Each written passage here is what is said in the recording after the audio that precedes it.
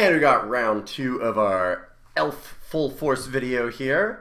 We have an interesting pack for the start. I don't know, this is between a few cards. Sarah Angel is probably one of the better cards in the pack. Deep Analysis is cool, but obviously we're going for Elves. So things that we're looking at are Nevi's Disc, the Thorn-Wheeled Archer, and Gravedigger. I'm thinking that I might want Nevinyrral's Disc. The card is still really good, despite, just playing Elves. It's a little bit worse here. You really want to be more of a control deck, but, I mean, it's always nice to have a reset button. I'm not sure which one I care about the most. I think that I might just start it out with Thorn-Wheeled Archer here, and just start cutting Elves right away, and not give anybody a signal. Gravedigger is fine, but I should be able to find a fair number of Gravediggers. Thorn-Wheeled Archer is pretty important for Elves, because they have no other real flying blockers. You might get like a Sentinel Spider or something, but then it's not an elf, and that can actually be a problem sometimes. You really want to have as many elves as possible. And here we've got Jungle Hollow or Tragic Slip. I don't like Emperor Crocodile. There's a lot of X1 creatures, so creatures with 1 toughness in the elf deck, and they tend to be pretty vulnerable to things like nausea, so they'll just wipe most of your board. So even if you're well, I've got 5 creatures, so I can play Emperor Crocodile. I'll always have 5 or 6 creatures on the board. I make a lot of tokens. Well, they just kill all your tokens and Emperor Crocodile dies, and they just get a huge advantage out of 2 for 1ing you. So I haven't really liked Emperor Crocodile. We're just going to take Tragic Slip here. Like I said, 1 toughness is actually very important in this format, and there should be some things dying here and there, so we'll be able to make use of Tragic Slip, I'm sure. Jungle Hollow wouldn't be terrible, but Tragic Slip seems even a little better. Well, Deadbridge Shaman is good, but I actually like Blood Artist more, despite it not being an elf. The thing is that if we can get some Lissalana Huntmasters to make tokens, then Blood Artist gets insane. It's very, very easy to kill your opponent with this card. It's amazing how it doesn't look like it does a lot, but every single time that you trade a creature with your opponent, you're gaining 2 life and they're losing 2 life. That's a huge difference. I think Deadbridge Shaman should come back very late. It's generally not a card that's picked up that early, and I'm not even that interested in it in my elf decks. It's fine, but not amazing by any means. Alright, here's the first elf that I really wanted to see. Llanowar Elves is great. So I'm snap picking that up. Plague Witch hopefully wheels. I think that, like I said before, it's kind of underrated, so I'm hoping that that'll come back. Now I have Deadbridge versus Phyrexian Rager. Like I said, I don't like Deadbridge all that much, but I will take a hero over Rager just because I want to cut some number of elves, and I need to get going a little bit on this elf train. Rager's interesting, though. It's certainly possible that I could just take it here. Ooh, now Elvish Vanguard. Alright, that's the first sign of life that we really get. Nausea, like I said, this is a good card against us, or just in general. I mean, look at our deck already. We have 1 toughness, 1 toughness, 1 toughness, 1 toughness, and this, without any other creatures next to it yet, is 1 toughness. So you just constantly have targets for Nausea. I actually think that it might be worthwhile to play Nausea main deck in this format. Alright, and now Huntmaster. Okay, so we ended up with 2 very, very good elves later in the pack there. Now our deck is looking really quite nice for a start. As usual, the number 1 card that we're looking for is Timberwatch Elf, basically. Timberwatch Elf and Imperia is perfect. I don't know that there's anything that I want more than that. So we got Wake of Vultures, Carrion Feeder, Dragon Egg. Dragon Egg is good against us. I could just take Dragon Egg. It's also possible, I mean, Carrion Feeder with Lissalana Huntmasters could be kind of fun. I've never tried that before, but it's an interesting idea. I'll take a Carrion Feeder and we'll see what happens. I'm not too worried about Dragon Egg. Oof, lots of good red cards. I'll take a Reckless Charge from somebody. That card's probably one of the most annoying. +2/+0 and haste is just a lot of surprise damage out of nowhere. Alright. And bottom of the pack, picking up a couple cards here. What do we got?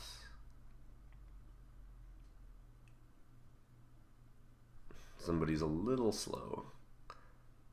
I always wonder when we go down to the time like this if somebody's timing out, which it's kind of good to know if somebody's timed out. Like they have a little minus sign here so you can see if they've disconnected. Gives you an idea as to why you might get some weird signals, because it'll just pick cards for them at random instead of them just grabbing cards. Ooh. Jungle Hollow coming back is great. Fervent Cathar, I don't know, people don't seem to like that card all that much, but I thought it would be really good in the red deck. I guess that's something that we'll have to try at some point, is see how good, like, red-white aggro tokens list kind of thing is. See if Fervent Cathar is actually good. It does seem good, but I could just be wrong. It does seem to go very, very late, so it's possible that I'm just overestimating the card. Alright, and we'll just grab a foil Pyroblast. It's going to be worth $1 or $2 or something, so I might as well grab that. There was nothing else that mattered at all. But Fog is fine, I suppose. Prowling Pangolin.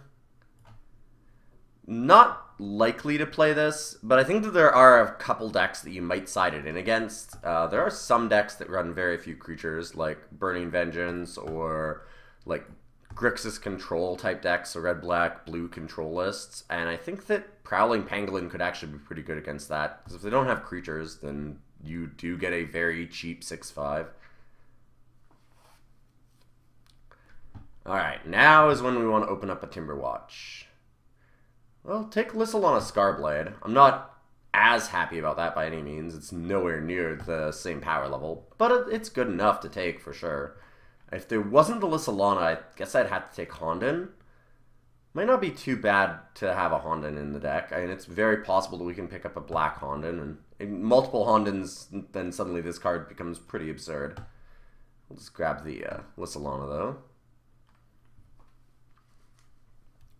I would actually like to try like getting more Huntmasters and actually playing this Carrion Feeder.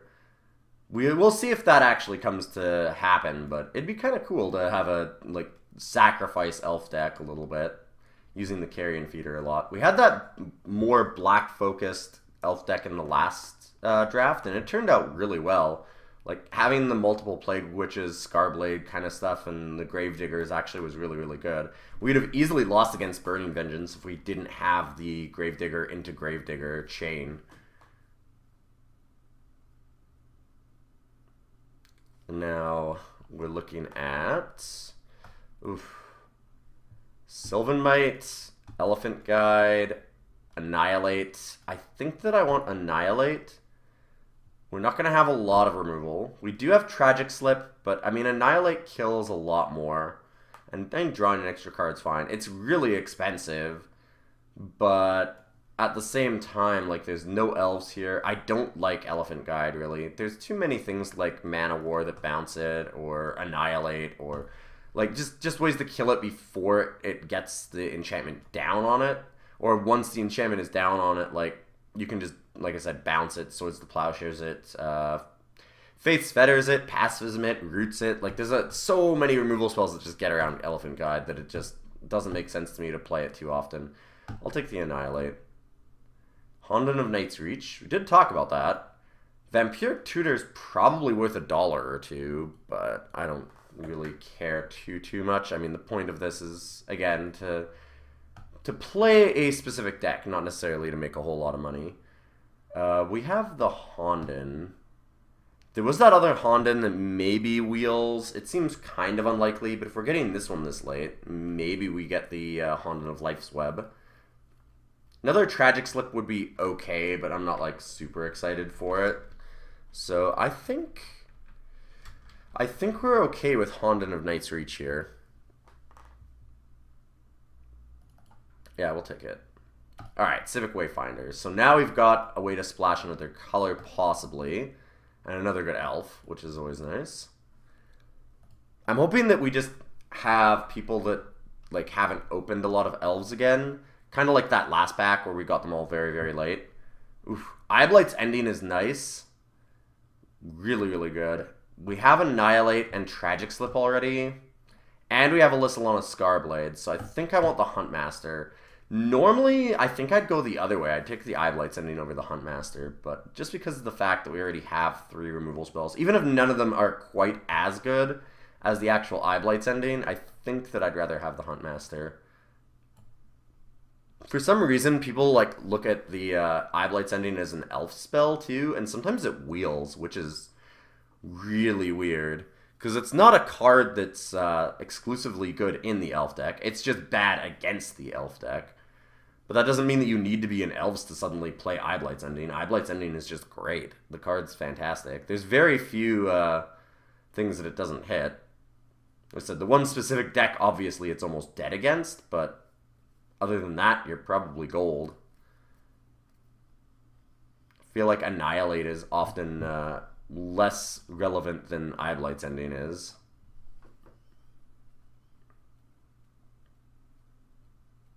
And what do we have next? Another Vanguard or an Llanowar Elves would be nice. I'm not expecting to get a Timberwatch Elf this late. Although you never know. I've been past some pretty late Elves in these drafts. Yeah, there's an Elvish Vanguard. That was really... Whoa. There's a Maze of It still here? Huh.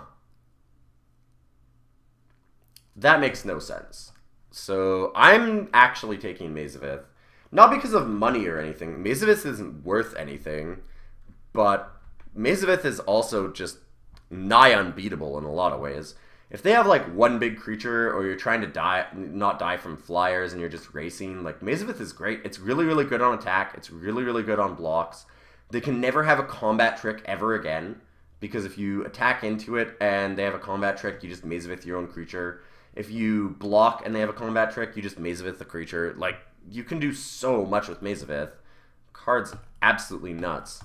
And I said I wouldn't get a late Timberwatch Elf, but apparently I'm a liar, so we will grab a Timberwatch Elf here. Nobody respects these cards. I don't know, I'm really surprised about the Maze of Ith, though. Maze of Ith is just crazy to go that late. It goes in any deck. I mean, it's just a colorless card. You just can play it. It's super, super easy. And the card's very powerful. Right, I'm probably not playing Carrion Feeder, but we'll see what happens. Like I said, if I can get enough tokens, maybe if we get like another Honden and a Honden of Life's Web, I will certainly consider playing Carrion Feeder. Ooh, Blight Soil Druid. Seems good. We're doing pretty good on Elves now. I wish I could have picked up that Elvish Vanguard, but at the same time, I mean, it's nowhere close to Maze of Ith. I don't think that people understand that this card is as good as it is. There's a lot of times where even, like, you can attack if they have, like, one big blocker and you have a whole team of little creatures, but you don't want to throw any of them away. Like, if they're all... let's say, like, our opponent has a 4/4 and we have, like, 2 Lissalana Huntmasters and, like, a...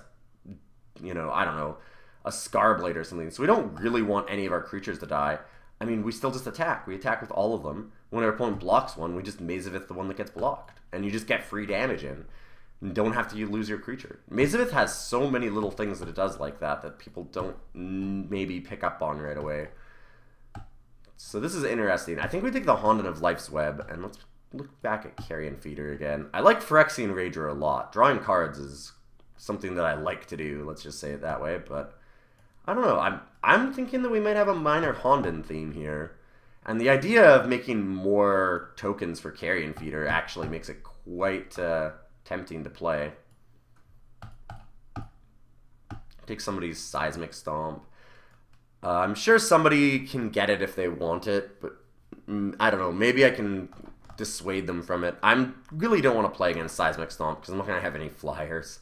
The Elf deck has a couple of reach creatures, but absolutely no flyers. Unfortunately.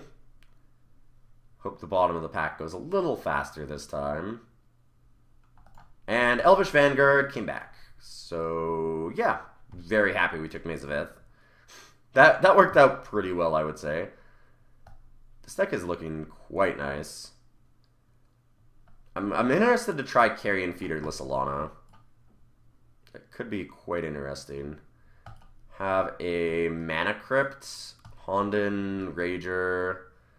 I think we just take Mana Crypt. And again, not for any monetary purpose. Mana Crypt is online, like, let me just see, actually. How much is Mana Crypt worth?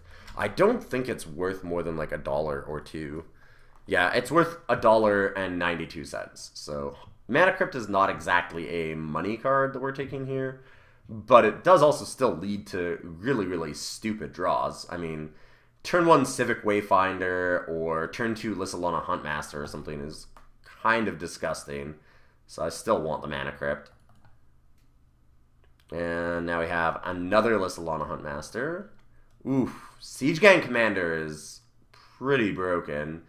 That card's really good against us too, because of course all of our creatures have very low toughness, so like when they play Siege Gang Commander, they can generally just pick off like Timberwatch and Scarblade and a Vanguard or something if it doesn't have too many counters on it. Get a lot of little guys. I'd like to get Phyrexian Gargantua on the wheel, actually. With Mana Crypt and Llanowar Elves and a Blightsoil Druid, that seems pretty reasonable. But I want the actual ramp first before I take the big creatures, so we'll take another Llanowar Elf. Much rather build up the ramp first. Right now we have 21 playable cards, too. We might run out of room to put all these things in. I mean, we've got Maze of Ith and 20 playables that are non-lands. And I'm thinking that we want to play all of them. I want to try this Carrion Feeder. Take the Blightsoil Druid. Makes Tragic Slip better. I actually would like another one. We had to pass one. I did have the option of taking it, and I just thought, we already have one. Now I'm a little more interested in the second Tragic Slip. Take the Blightsoil. And yet another Lysalona Huntmaster. I will take 4. I mean, we actually have ways to ramp to it, so that makes it even better.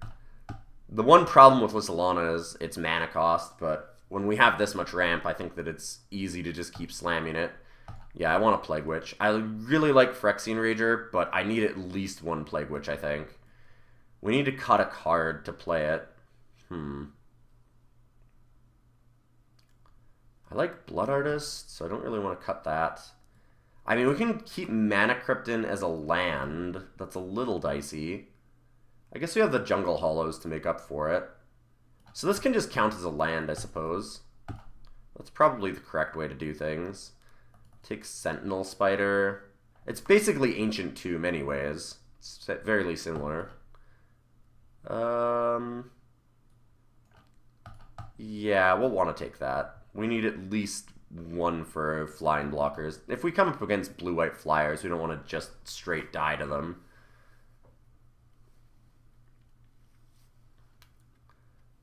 And what do we have next? It'd have been pretty cool to find like another Honden, actually. Alright, I'm hating somebody's Flame Jab. We don't care about these green or black cards, and Flame Jab is really good in a lot of decks, and it's very good against us. Being able to kill all the Llanowar Elves and like Plague Witch, Blood Artist, Scarblade, Deadbridge, like just way too many things that this kills. Kills almost half of our entire deck. I definitely don't want to deal with that. And that's not even including like Vanguards that are in our hand before they have Flame Jab. Alright, here I'm going to take an Urborg's Uprising. We do have Lysalona Scarblade. And Urborg Uprising ends up being like a draw 3. You turn 2 creatures and draw cards, so it's pretty decent actually. I kind of want to run it main deck, but I don't think we really have a good slot for it, so I'll just leave it out. We've got a lot of things going on already, and I really want to try out Carrion Feeder and the Huntmasters. With 4 Huntmasters, we should have a lot of tokens. It seems like a pretty big threat then. Okay. Wow, some decent red-white cards here. Undying Rage, Keldon Marauders, and Elite Vanguard are all very aggressive. I actually think that we might just want a Seal of Cleansing. We have Civic Wayfinder if we really need to splash white. These help. And if I need to kill like an opposing Honden or something out of the sideboard, then one Seal of Cleansing seems fine. I'm not excited to play it because I don't have like 2 Civic Wayfinders. I don't have any Scoured Barons or anything like the Black-White Tapland or any Blossoming Sands, the green-white one, which would make it a lot more reasonable to actually play out of the sideboard. But I mean, if I desperately need, if there's something that just absolutely annihilates our deck, like a good example would be Honden of Infinite Rage. Honden of Infinite Rage picks off so much of our deck that I think that I need a Seal of Cleansing against it. So I might as well grab it, even if the odds are pretty low. So this is kind of funny. I love that we have a card that counts like a spell that counts as a land, basically, and we have a land that counts as a spell. That's not something that you see every day in most limited formats. Have a land that just doesn't tap for mana, and something that, you know, is not useful outside of just tapping for mana for your, and just costs 0, too. Just kind of enjoying the funniness of that. We shouldn't be able to get anything else. There was nothing really to wheel here. We didn't see a lot of Elves this back. Our deck looks good, though. I mean, we still have 2 Elvish Vanguards. We've got the Timber Watch. 4 Lissalana Huntmasters is pretty real, I think. Yeah, I actually really don't want to play against Dragon Egg. That card's just going to be annoying for us. It's very hard for us to deal with the dragon once they crack it.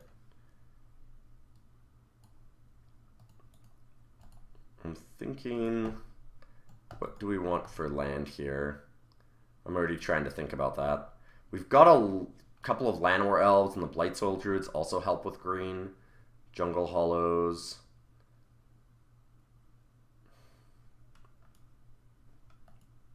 So we're probably looking at like 14, 8-6? No, maybe, I think probably 9-5. 9 green and 5 black. Gives us 7 black sources. I don't know though. We've got 4 turn 2 black cards. Alright, I think 8-6 is actually where I want to be. We can have 10 green sources and 8 black sources. The thing is that having black sources early lets us play Blightsoil Druid, which is then a green source. So I think we're okay with that. So let's add our land. Magic Online agrees with me. Looks pretty good. So this is our deck, and we're ready to go to rounds. I'll see you then. We will go first, certainly. Oh, wow. Yeah, definitely keep this. So we go Jungle Hollow into turn 2 Honda of Knight's Reach, playing Mana Crypt. Yeah, that seems really nice.